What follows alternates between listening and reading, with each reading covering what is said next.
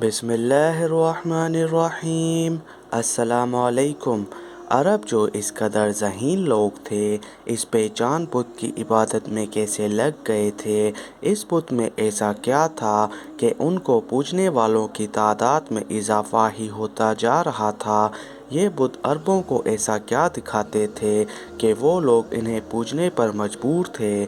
کیا عزا نامی عربوں کی یہ دیوی صرف ایک بے جان پتھر تھی یا کوئی ماورائے طاقت؟ اس ویڈیو میں ہم زمانہ جاہلیت عربوں کی عظیم بت عزا کی تاریخ اور انجام کو جانیں گے۔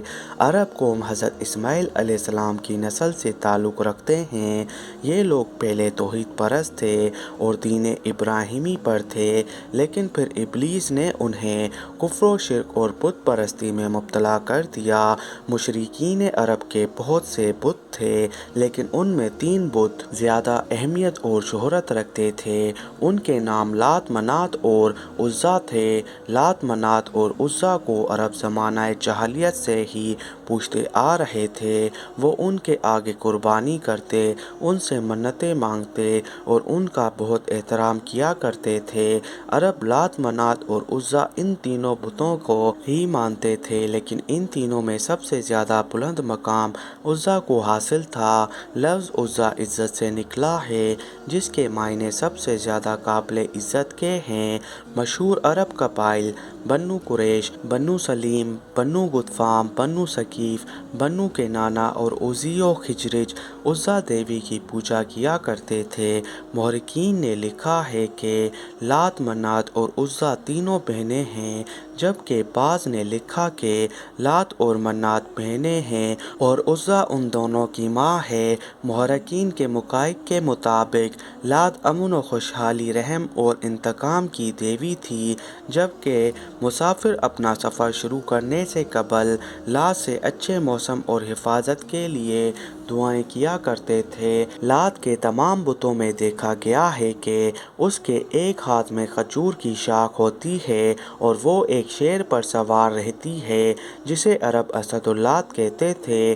منات کو قسمت، دولت، عزت اور موت کی دیوی مانا جاتا تھا، جبکہ عزا زمانہ جاہلیت کے عربوں کے ایک اہم بت تھا جو طائف کے نزدیک رکھا گیا تھا، اور قریش اس بت کو بہت زیادہ اہمیت دیتے تھے۔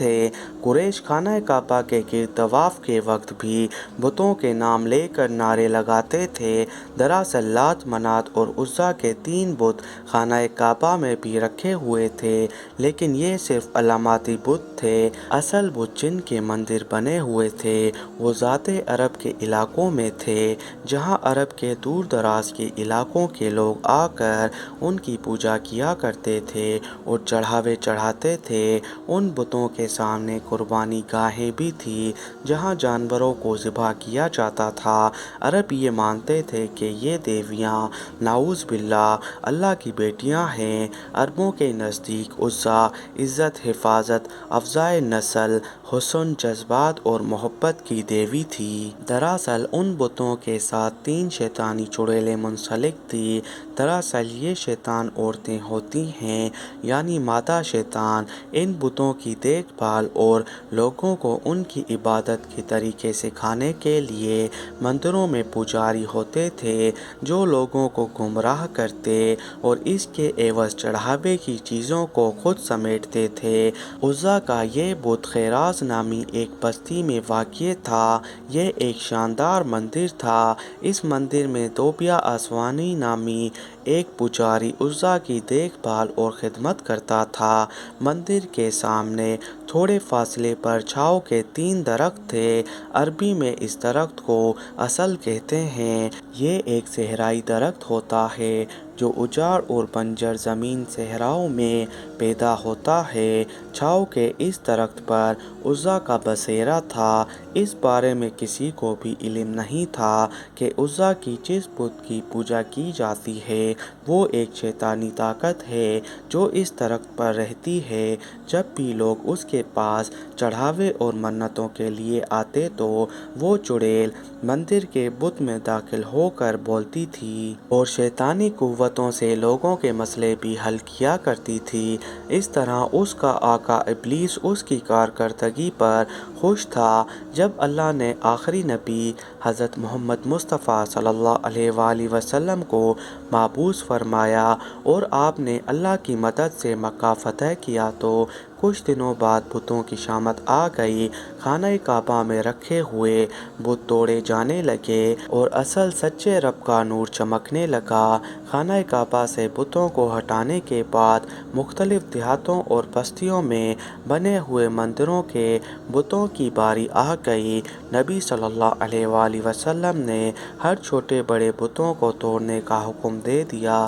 چند محققین کا کہنا ہے کہ فتح مکہ کے موقع پر منات کے بتوں میں سے ایک بت کو مشرکین بہت رازداری کے ساتھ عرب سے نکال کر سرزمین ہند کے لیے روانہ کر دیا گیا اور وہ موجودہ ہندوستان کے گجرات میں پہنچا دیا گیا، جہاں اس بت کو ایک مندر میں منتقل کر دیا گیا جسے سومناتھ مندر کے نام سے جانا جاتا ہے۔ محمود غزنوی نے 450 سالوں بعد ہندوستان پر حملہ کر کے اس بت کو توڑ دیا تھا۔